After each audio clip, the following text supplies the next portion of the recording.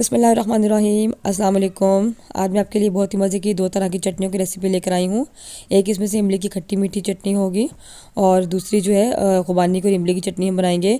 ये खुबानी की चटनी बहुत मज़े की बनती है और इतना लाजवाब इसका टेस्ट होता है कि आप जो है केचप को भूल जाएंगे। और जिस जगह आप केचप इस्तेमाल करते हैं उसकी जगह आप इसको इस्तेमाल करें तो आपको ज़रूर पसंद आएगी। तो और मैं आपको बताऊँगी कि इसको आपने स्टोर किस तरीके से करना है इन दोनों चटनियों को। चलिए सबसे पहले अपनी इमली की खट्टी मीठी चटनी बना लेते हैं। इसके लिए मैंने यहाँ पर एक पैन लिया है और इसमें मैं ये इमली का पल्प डालूंगी। मेरे पास 250 ग्राम इमली थी, इसको मैंने 2-3 घंटे पहले भिगो दिया और मसल के इसकी गुठलियाँ अलग कर ली और गूदा इसका मैंने अलग कर लिया। तो ये फिर मैंने इसमें फ्राई पैन में डाल दिया और इसमें मैं डालूंगी 1 कप चीनी और इसको मिक्स कर लेंगे। इसमें मैं डालूंगी तकरीबन 1 टीस्पून नमक, 1/4 टीस्पून इसमें जाएगी रेड चिली पाउडर, 1/2 टीस्पून जाएगा इसमें ज़ीरा, भुना हुआ कुटा हुआ ज़ीरा और 1/4 टीस्पून इसमें मैंने डाला है सूंठ का पाउडर। ये आप ज़रूर डालिए, इससे बहुत अच्छा टेस्ट आता है। और काला नमक हो तो आप वो भी इसमें डाल सकते हैं, उससे बहुत अच्छा फ्लेवर आता है। और 1/2 टीस्पून मैंने इसमें डाला है चाट मसाला। ये मेरा होममेड चाट मसाला है, इसका लिंक मैं आपको डिस्क्रिप्शन में दे दूँगी। और अब इसको हम अच्छे से पका लेंगे, गाढ़ा होने तक हम इसको पका लेंगे। तो ये भी चटनी बहुत मज़े की लगती है और इसको आप दही बड़ों भी डाल के खा सकते हैं और चना चाट पर डाल के खा सकते हैं। किसी भी तरह आप एक बार बना कर रख लें और आप किसी भी तरह इसको इस्तेमाल कर सकते हैं। यहाँ पर मैंने जो है 1/4 कप चीनी मज़ीद डाली थी क्योंकि इमली मेरी काफ़ी खट्टी थी, तो इसलिए चीनी आप अपनी पसंद के मुताबिक अपनी इमली के को देखते हुए डाल सकते हैं कि इमली का टेस्ट कैसा है।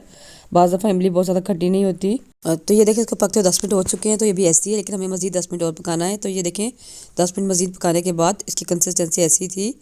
तो बस हमने इसको इतना ही पकाना है और मज़ीद गाढ़ा नहीं करना, वरना ये जो है ठंडी होने के बाद बहुत थिक हो जाती है।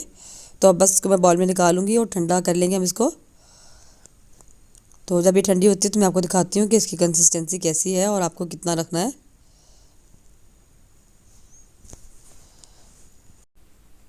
तो ये देखिए यहाँ पे इमली जो है ठंडी हो चुकी थी, इस तरह की इसकी कंसिस्टेंसी है, गाढ़ी हो चुकी है। लेकिन इसको अगर आप मज़ीद रखेंगे, फ्रिज में रखेंगे तो ये और ज़्यादा गाढ़ी हो जाएगी, इसलिए आपने इसको ज़्यादा नहीं पकाना। तो आपने इसको स्टोर कैसे करना है कि आपने इसको फ्रिज में रख देना है, तो ये काफ़ी अर्से तक जो है ऐसी चल जाती है, ख़राब नहीं होती क्योंकि ये खट्टी होती है, तो ये जल्दी ख़राब नहीं होती।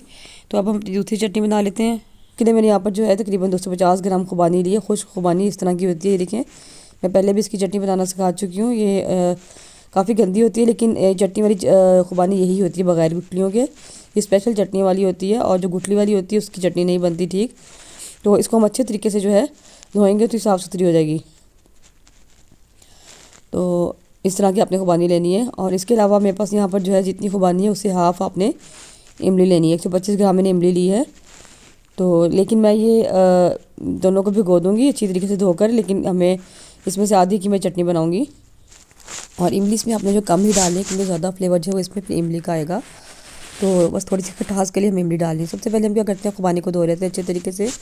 धोना आपने इस तरीके से आपने गर्म पानी करके और इसको पहले आपने किसी बड़े बाउल में इसको डालना है, पानी गर्म करके नीम गर्म सा करके इसमें डालेंगे और अच्छे तरीके से हाथों से मसल के इसकी मट्टी उतारेंगे, उसको 5-6 दफ़ा इस तरीके से वॉश कर लेंगे, ठीक है।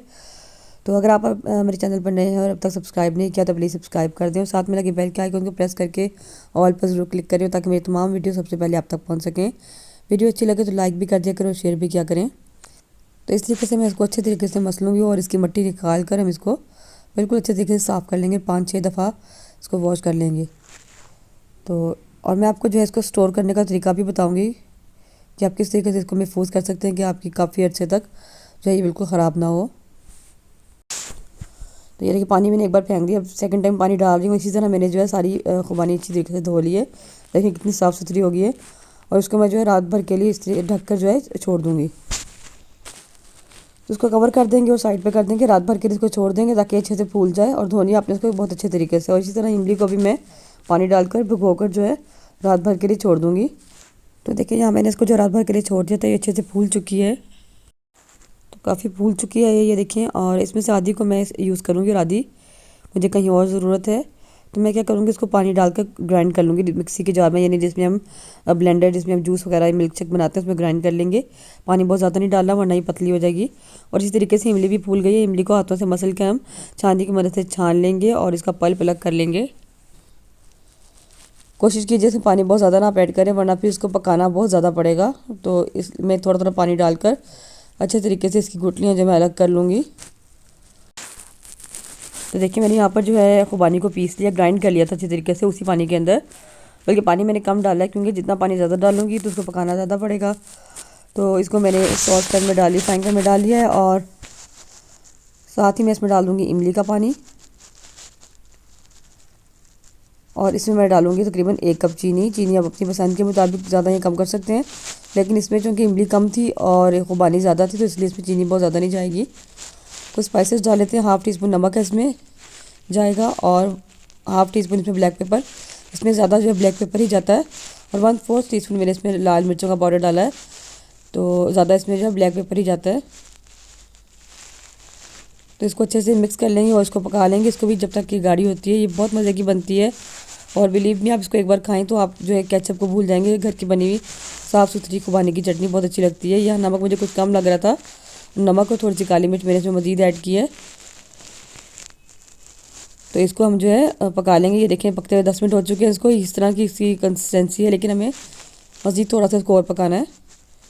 ये देखें ये जो हमारी चटनी गाढ़ी हो चुकी है जितनी कि हमें चाहिए।